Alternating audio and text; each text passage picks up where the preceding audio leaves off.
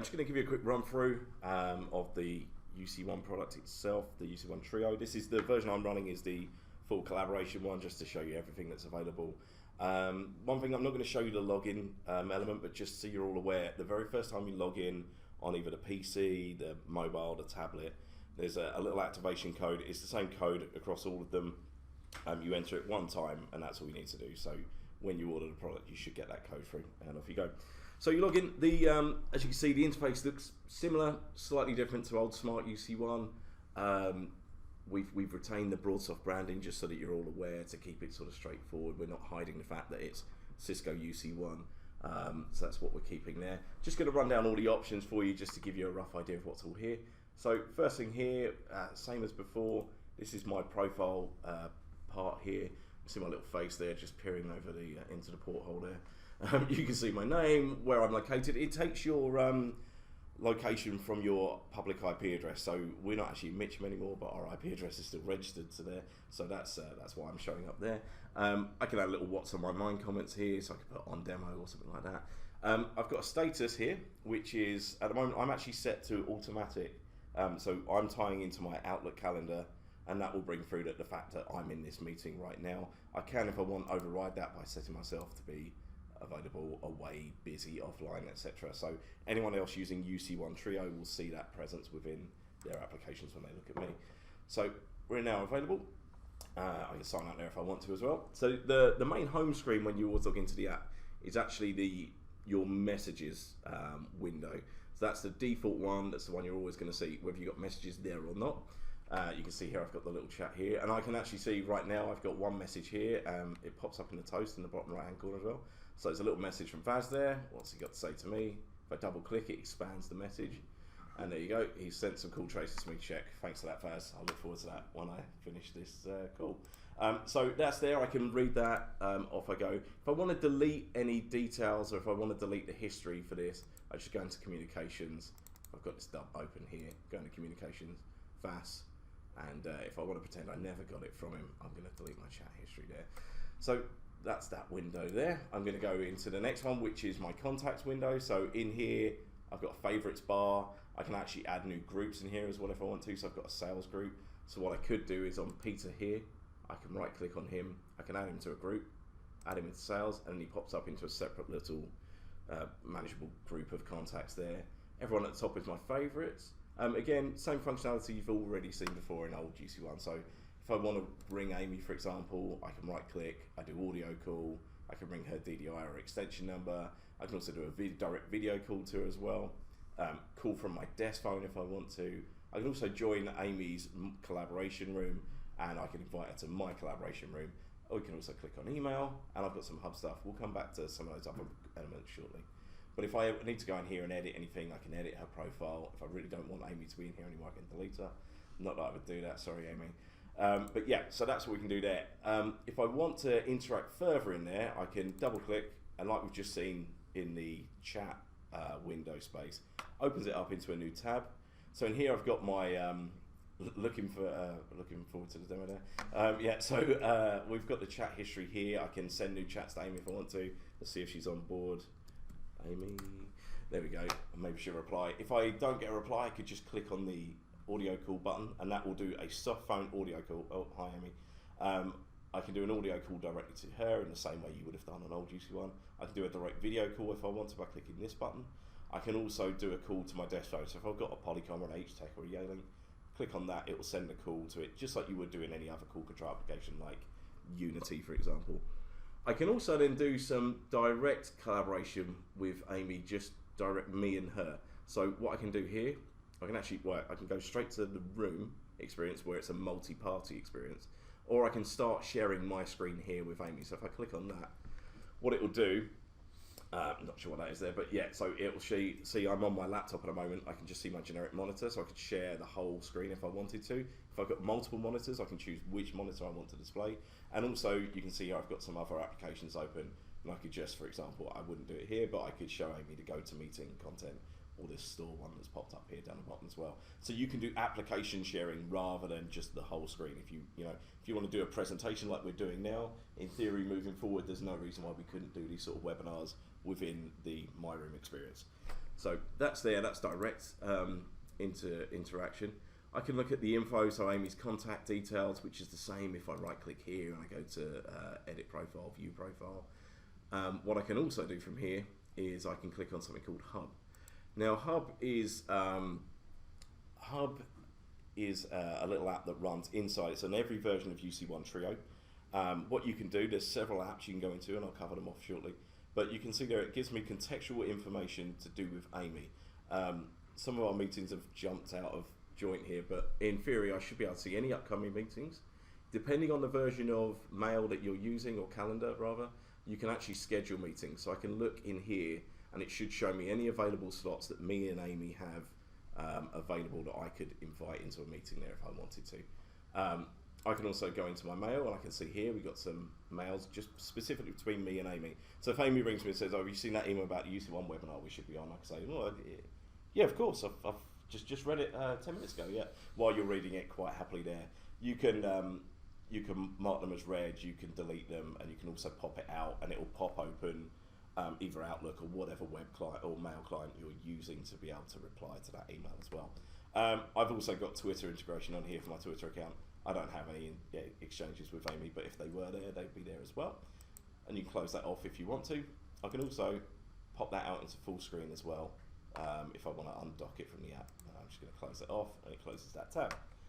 Cool, so that's contacts in a nutshell. And then we've also got a call history. So I can see here I've got lots of calls here, red calls, these are the ones I've missed this morning. I had a call with Amy earlier today. So I've got date and time. I can right click on these. Again, I can bring the people back directly from here if I want to. If I've got any hub interaction, I can do that there. Copy the phone numbers, add them into my contacts if I wanted to. So general sort of call control methods around that. I've then got the voicemail tab, which is visual voicemail. So again, Amy sent me a message this morning. So if I click on there, I can actually play it back. I can ring Amy directly back from here. I can mark it as played. So if I mark it as played, it should in theory no longer appear in my 2. Yeah, so there you go, let's move to 1. I can download it as well, and also I can delete it. And again, if I dial in from my phone, that'll be gone. Usual sort of visual voicemail functionality there. Next one I've got here is the dial pad. Does exactly what it says on the tin. I can use this to dial some numbers and make some calls. Again, same controls. I can do directly the audio call being the default. I can do a video call to that person, or again, call from device. Here's all the hub settings. So this actually here, this here is tying into my Outlook, Office 365 actually. I can look at my emails, so you can see that I've got 112, so that'll be nice and busy me after this call. And I can also go into my Twitter here, I can see home, my tweets, etc. I can see lots of stuff there. But if I want to add any other integrations, if I've got any more, I click on the cog at the top, click on App Store, and then these are all the current integrations within UC1 Trio. So we've got Google there, Google Calendar, Gmail, Google Drive, Google Tasks. Minimize this a bit, we'll bring up the rest. Office 365, so you can see I've logged into the Global 365 Calendar and Mail. If I'm using OneDrive, I can log in there, and also 365 Tasks if I want to as well. I can go directly to Outlook on my machine if I want to. When you do that on your machine one, there's a little bit less control around the calendar element, so I can't do the scheduling meetings, but I can see current meetings between myself and whoever I'm interacting with. That's not a problem. And then there's external other sort of miscellaneous apps, so Box. Salesforce is a good one. Obviously the team here are using it within their own UC1 Trio to do screen popping, to go to contacts, to do all that sort of good stuff. And then you've also got Twitter, which I just showed you earlier. If I really wanted to, if I don't want any of those interactions anymore, I just click on log off all integrations, and then that's it. I won't have any more hub integration for the time being. Before we get onto the My Room, the exciting part, I guess, I'm just going to quickly show you the settings menu. Just a couple of key things in here I want to show people. In the options, you can see there I've got a little red sign. It's basically telling me I've got Do Not Disturb on. So this is general call control here. So Do Not Disturb, anonymous rejection, usual sort of call control, call forwarding, etc. If I click on my little drop down, I can look at my outgoing calls. So if I want to do automatic callback or block my caller ID, obviously this is all service dependent. What else have I got here? The key ones that I want to show you are integrations. So you've got some add-in settings here. So where it was giving me my to say that I was in a meeting, that's actually taken from the Outlook calendar integration. So this isn't the same as Hub, it's just talking directly to Outlook on your PC, and just it can set your presence from there. I've got some other integrations here around add-ins for headsets. So I've got a Plantronics webset, for example, so that's here, so I can look at that. And then I've also got an advanced tab.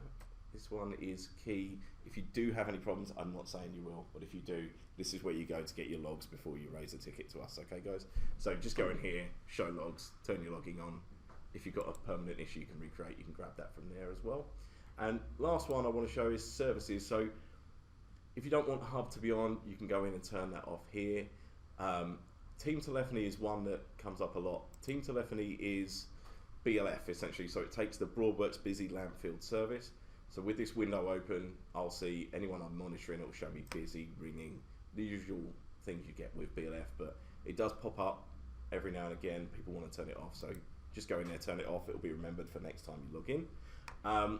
Changing your ring details if you really want to in there as well, but the key one in there is team telephony. Okay, so let's go back to my room. So to get to my room, which is the collaboration space, I click on messages and I've got a little room icon there. So I'm going to go into the room and I've actually already got, yeah, Vass is already in the room. There you go, perfect. And you'll actually also see this person here, Jeff Remote, has joined. Oh, hello Jeff, thanks. So what that is, I will come to very shortly. But basically this is the My Room environment. You can see it's got the same look and feel as when you've got a direct one-to-one placement with any of your other contacts in your contact list or in your chat history. So I can send messages to everybody. I can do lots of things here. So what I'm going to do first, if I want to invite anyone in, I'm going to go and find Amy. There she is right there. Let's bring Amy, if my drag and drop will work. There we go. All right, drag and drop doesn't want to work for me now, of course. The joy of live demos. So invite to room. Amy's going to get that invite, and Amy's actually running UC1 Trio on her mobile device.